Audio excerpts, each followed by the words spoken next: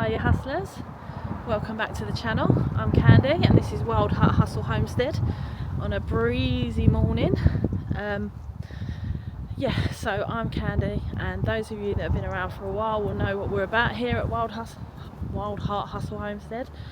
We're about homesteading, preparedness, cooking, living the good life, all that type of jazz. So bit of our story: we became disillusioned with the government, the system, the corporate world, and we decided to give a different life a go. So we sold everything we owned, sold our house, car, all that jazz, and we've moved 3 hours away from family and friends to try and build a homestead from scratch.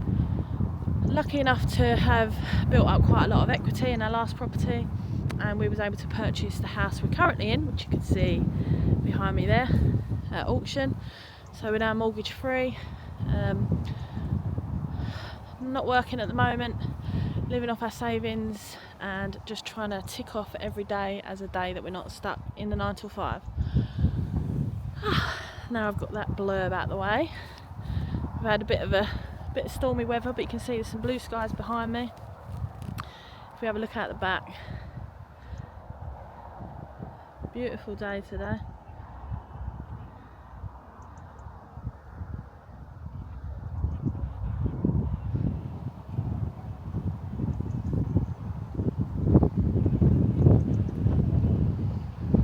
I think we're due some rain next week, which is always fun, but I thought I'd make the most of it, even though it's a bit windy, to get out and chat to you when it's like this. Maybe I should get out of the main wind. I've had quite a bit going on the last couple of weeks. We've been doing a lot. Hang on, before I go back, I'm just going to show you the view of the new path, how nice it looks, and the fence and gates. It makes it feel like a completely different house. We'll ignore all that bit there. But yeah, it's got such a different feel to it. Like, I know it's not secure because, I mean, anyone can do the Frosby flop over them gates, don't get me wrong, but it's just got that feeling of being more secure. Right, I'm gonna sacrifice my warmth and stand in the shade so you can hear me a bit better. I'll tell you, it's been a godsend having that log. I'm so excited to use that, wasn't I? Godsend in the fact that it's just so cosy, but I guess the opposite to that is knowing we need a shed load more logs, quite literally. So we're going to be focusing on, obviously for this year, we're going to need to get some logs that are already seasoned and ready to burn. But going forward, we're going to try and build a log store for outside so we can start seasoning some of our own logs. We've got a little pile of logs that we chopped when we chopped down the conifers. And I've been reading up on it, and because I didn't know if conifers could be burnt, but once the trunks are dried and chopped and stuff, after a year and a half, they should be alright to burn. So we're going to do that, and there's a lot more off the top of those trees that need to come off as well. Eventually we'll get around to that, and we're just going to be those type of people that if you see any wood that's come down in any storms or dying or anything like that, then that'll be coming home with us. But we're not going to be going down, chopping down and doing anything illegal, so don't worry about that. So I've done a few talking heads recently. I've said it's been quite a busy time on the homestead. We've been focusing on a lot of painting. The skirtings are actually being done. You might have seen some of that when I was showing you the fire. So we've gone black for the skirtings in the living room and the dining room, and we're going to go black on the doors in there as well. And I know it might seem a bit dramatic to some, but I feel like we need some character in this house now. I mean, it's got good bones, I've said that before, but we just got everything white and sterile for when we moved in. We just wanted to add some character, and we haven't painted the walls yet. We've got a couple of colours in mind. We've got a couple of test patches up. We still haven't made our mind up, but anyway, the skirtings are done. I might show you a little bit of a tour on the next video, and I'm also planning on maybe the next video or two to give you like a proper tour of the garden and showing you what we're planning, and what we want where and what we're going to do where. Well, what we're going to attempt to anyway. There's still a lot of stuff up in there, and our minds change constantly here because different factors come into play, like budget, time of year, the weather, the health. So we'll see how we get on. But we've also got a couple of visits coming up in the next couple of weeks, so that is lovely. Well, the next week or so actually. So I've got next week, I say next week, but you might be seeing this on the week that it happens, so I'm saying the next couple of weeks we've got my in-laws coming up, so that'll be nice. My father-in-law's a little bit poorly at the moment, so it'd be good to see them, and nice for Kel to spend a bit of time with them as well, because from such a big family it's nice to have some one-on-one time. So we're looking forward to that. And then the week after, my parents are coming up, which is going to be great, and we've got bonfire display, firework display that we're going to go to, and I'm hoping that the weather's going to hold off so they can continue to see the beauty of where we've moved to, and looking forward to spending some time with them as well. But today, not really a negative one or a sad one, but I wanted to say, has anyone watched that recent Grand Designs? Oh my god. So we're big fans of Grand Designs anyway, we always watch it, but there was a couple that were building a house, and unfortunately one of the ladies had terminal cancer, and she didn't get, they were building the house together, but she didn't get there in time for the house to be built. Unfortunately she passed away. Oh my god, I was in bits. Like, I'm emotional all the time lately, I don't know why. The Mercury is in retrograde maybe. No, I don't know why I'm emotional, just a lot of feelings always at the front, just ready to spill over, if you know what I mean, which I'm not sure why. I don't feel sad, it's just like the emotions can be there when you don't expect them to be there. I think that falls a lot into grief actually, but that's a story for another day. But I just wanted to touch on the fact that I've touched on it quite a lot actually, but just like this really made me think, and it really did affect me. I was so sad, and I was thinking, like, life is so, like, it's so short. We're just here for one trip around. Like, I don't know how long that could be. Like, people are grafting and just working themselves into the ground, and it's so sad. And I was one of those people, and I'm so grateful that I've seen the light and I've got out of it, and I'm actually doing what I want to do. And as much as that's tough and hard, the reward is just, it's unbelievable. Yeah, it was just more of a reflection point. Just do what you want to do. Like, why are people not thinking that? And I know everyone has different responsibilities, different budgets, different lifestyles, different family situations, but I do believe, and I used to think this way, right? I used to think if I put myself first and what I wanted to do first, I was selfish. But on reflection, that is so, like, pathetic. It's stupid. Like, you're not selfish for putting yourself first. You're actually, like, that is so vital for your well-being. You need to do it. And I've seen people around me that have just gone their whole life not doing what they want to do, and I want to break that cycle. I care deeply about all my family and friends. That is never ever going to change. But I also care deeply about myself and what's right for me. And I just think, like, Kel and I was talking actually, so we've made this big move, we've put our all into this, life savings, like all our mental capacity, all our strength physically and mentally has gone into this move and this build, and we're building a new life for ourselves. And we're still really, I guess, at the early stages of that. Maybe it's still a bit of a novelty, but we've also said that never say never, that we might change our ideals in the future. And I'm not saying like next week we're going to say, nah, this is not for us, we're going to head back. What I'm saying is, in 5-10 years time, we might think, we've tried this life now, that we need to move on now, we need to move somewhere else. And you know what, that's so liberating to think that way, that you're not tied into any particular lifestyle. And I've been quite open with you guys that we're following our narrative, and our life is not going to be the same as other people, but it's what we want to do. And who says that's wrong? I don't think it is wrong. We're just doing ultimately what we want, and some things might seem a bit hypocritical to others, some things might not go together, what we enjoy and what we like doing, but it doesn't matter, because we're doing what we want to do. And I'm not saying that we're changing our lifestyle again, because our plan is to really build this homestead up. You know, we want all the gubbins that come with it.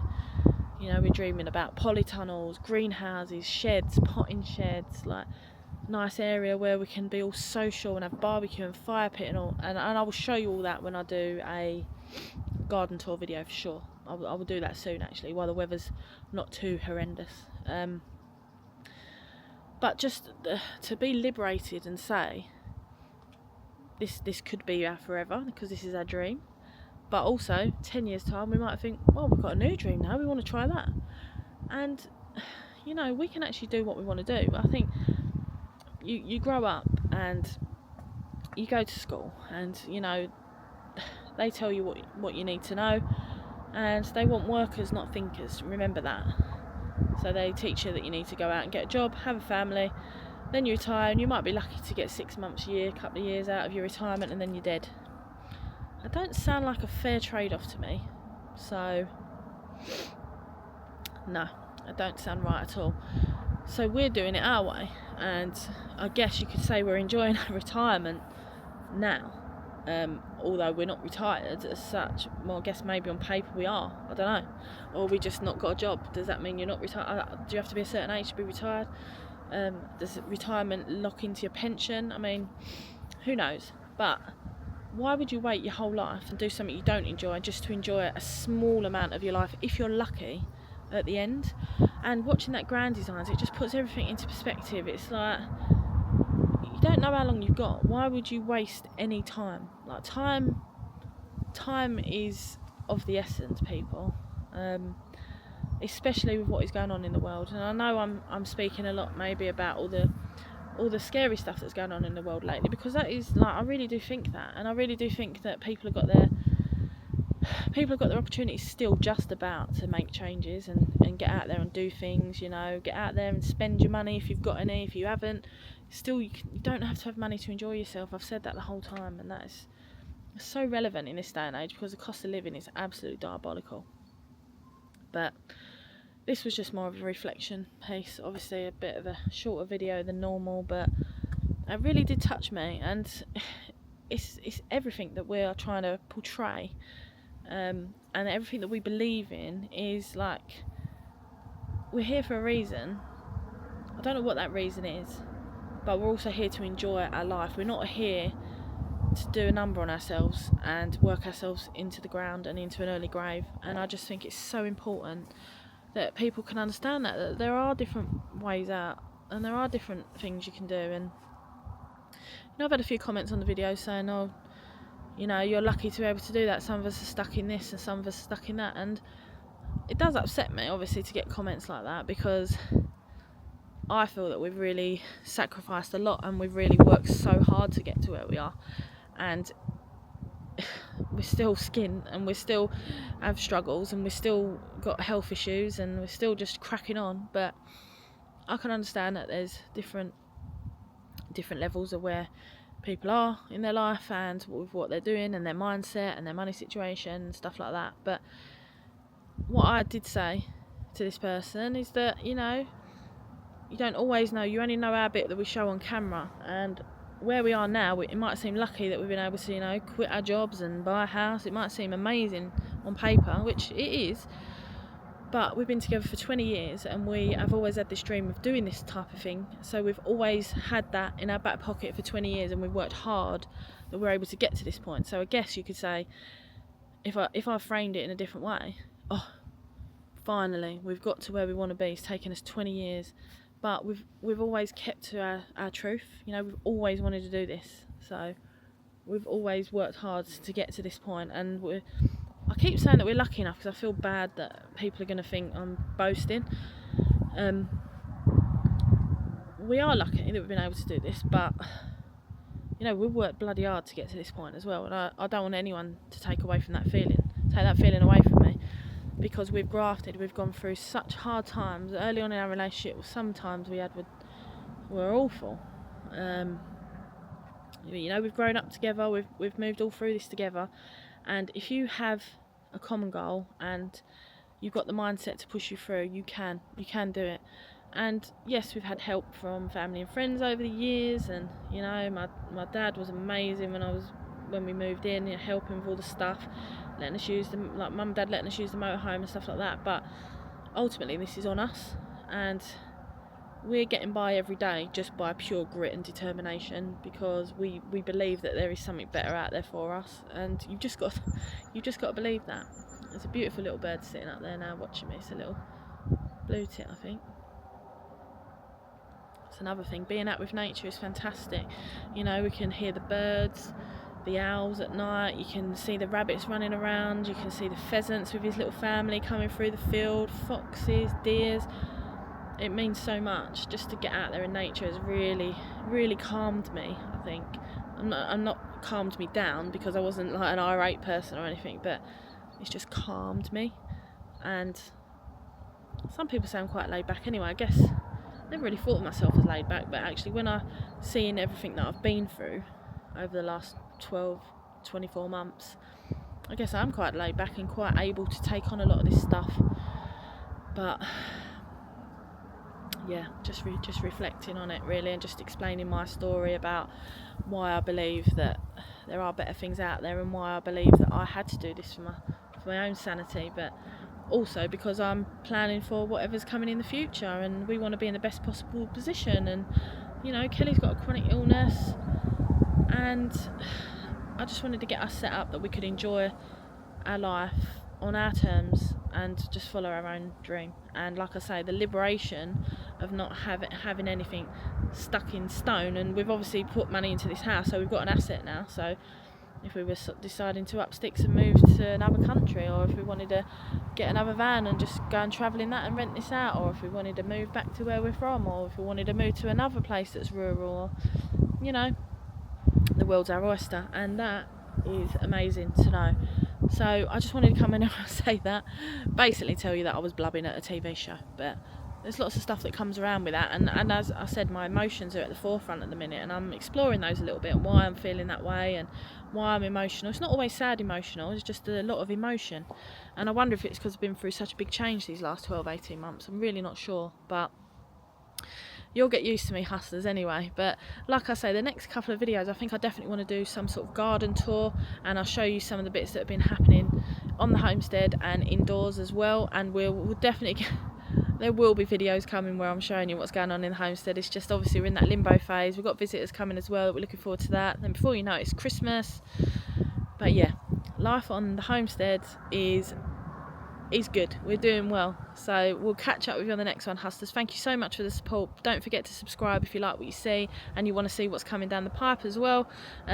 As I said on the last video, you know, we've got over 800 subscribers, which I'm amazed at.